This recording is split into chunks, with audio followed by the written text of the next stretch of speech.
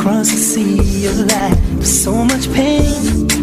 Warring divides, it's a shame. We don't see how it can be. Assalamu alaikum, peace be upon you all. Brother, help one another, all we need is love. All we need to honor our mother, shelter our sisters, all to existence. God's help will come from above.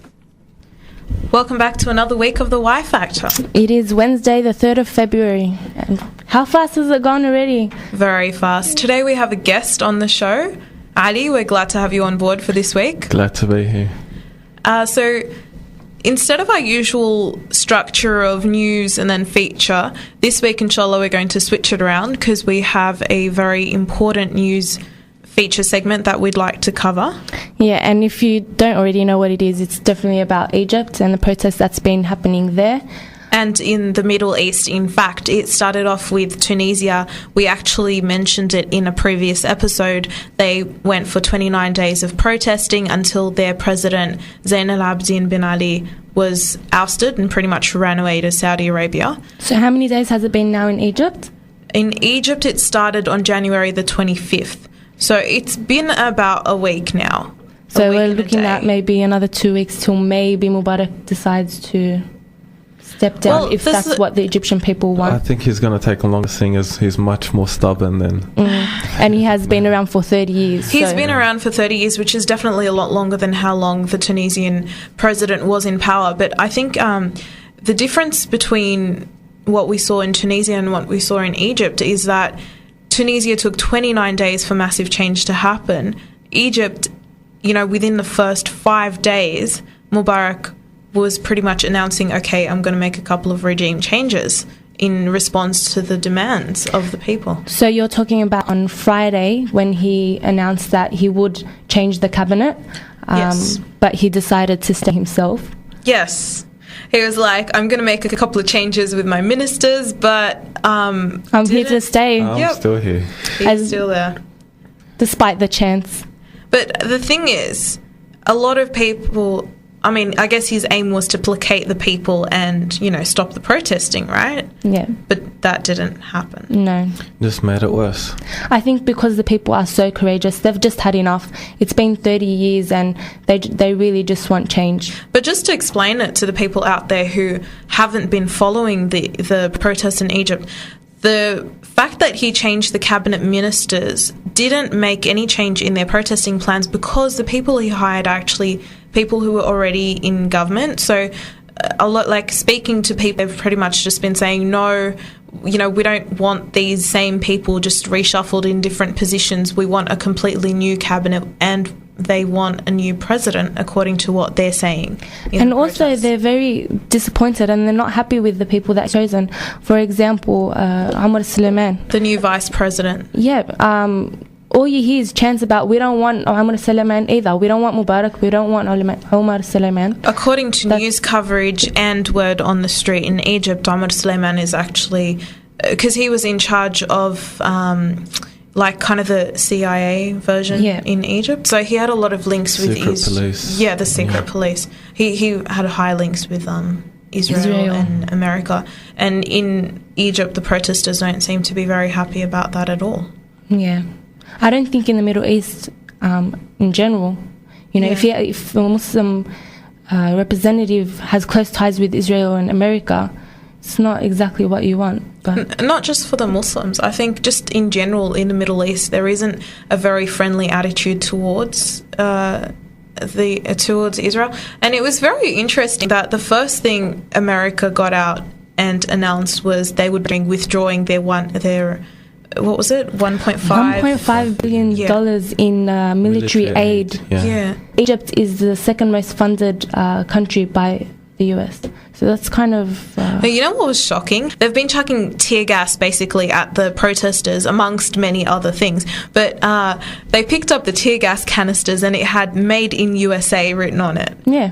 Well, they're the ones who fund the military resources and stuff. So I guess it is going to be from the US. I guess it's no wonder that they're not very happy about the vice president. It's going to make him more angrier. It's got USA on it, so it's going to make him not like the US intervention even more. But I think a lot of people are just waiting to see whether the US is going to finally intervene and tell the president to step down, because until now they've been pretty vague about it. Yeah, they're kind of in the middle. They don't want to support the government, and at the same time they don't want to support the people. Yeah, Barack Obama's speech was kind of like, yep, we support the Egyptian people, and at the same time we support the Egyptian president. And I think they're both sort of mutually exclusive according to what the goals of the protest are. I think they need to make up their mind. Are you with the people? Are you with the president? And speaking of making up their minds, I think what everybody's waiting to find out about Egypt is who the army is backing. Because in Egypt, the army has a history of being loved by the people. So it was really interesting. Yeah. Remember the footage of, when the police were there, they were so angry, the protesters, they just kept because they were the police stations. And because they were brutally attacking them. Yeah. So obviously you're not going to be happy with that, isn't that right, Ali? Yes. And but on the army, on the other hand, army wasn't. They weren't really attacking anyone. They were just there to make sure everyone stays in place. They don't go around keeping the peace, attacking, and but the army was greeted. The army was greeted with cheering and clapping. Like they say they're taking photos with them on the tanks. And eating the national dish together up on the tanks, But that's just what we've been seeing from the news footage. To get a closer picture of what's happening, we've got someone on the line from Egypt right now. The Y Factor. On the line with us now from Egypt is Ahmed Ebeid. Assalamu alaikum, Ahmed. Alaikum salam wa rahmatullahi wa barakatuh.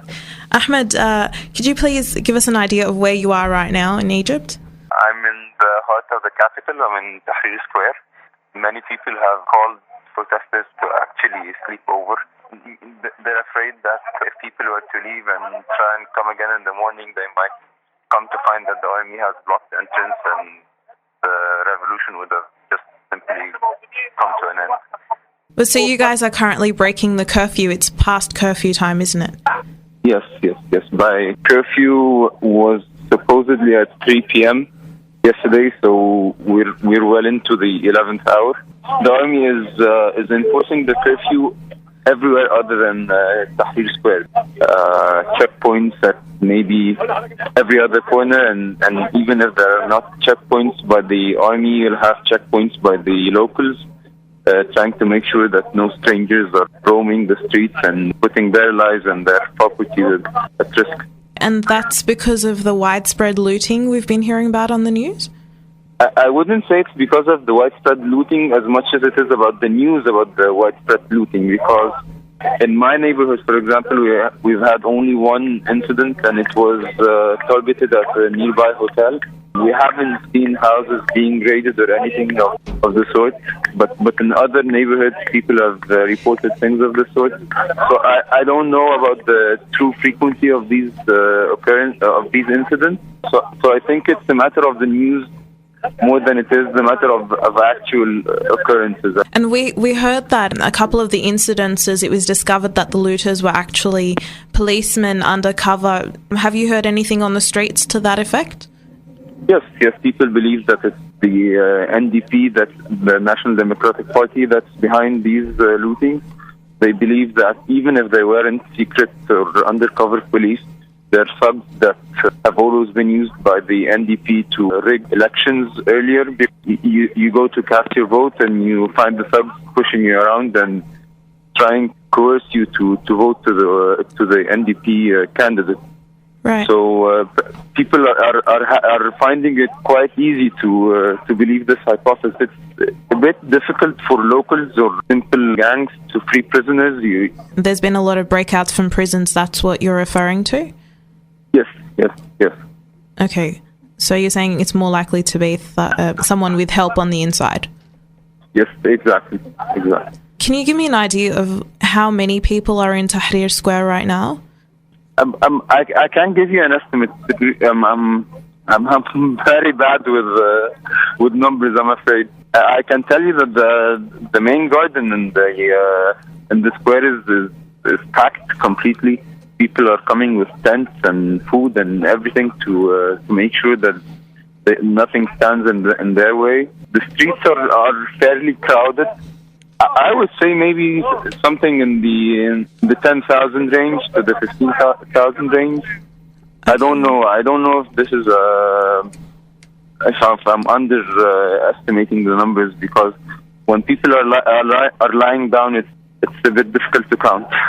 Right. It's now 2 a.m. in the morning. Actually, 2:30 a.m. So everyone is worn out to an extent. And we've heard that there's calls for a 1 million man march tomorrow. Do you think that the numbers are possible? Yes.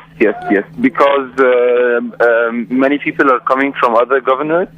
In the morning, it was extremely crowded. I recall the estimates were at around 60,000 when the square was completely packed. So yes, 1 million is not a very far-fetched estimate when you consider that it won't be in Tahrir alone. People wondering whether after a whole week of protesting, morale has decreased. Do you think that people are going to continue protesting until you get what you want? I hope so. Yesterday, or maybe the day before, I was concerned because I was afraid that people thought Friday was it. It would make it or break it, and I was afraid that maybe Saturday would be some sort of a celebration day, and then from there it would only go down the slope. But today I'm seeing people are actually maybe they're getting it. They're trying to have some sort of rival. I think the numbers today are more than they were yesterday, so that's a good sign. The decisions that the regime is taking in response to the protests is maybe making this easier, because Friday night, the speech that President Mubarak gave it got on the nerves of a lot of people. It gave them the impression that no, you need to do more actually. Today we had some news that were equally aggravating. The new cabinet that the president has talked about in his speech on Friday night, it's practically the same cabinet that was there all along.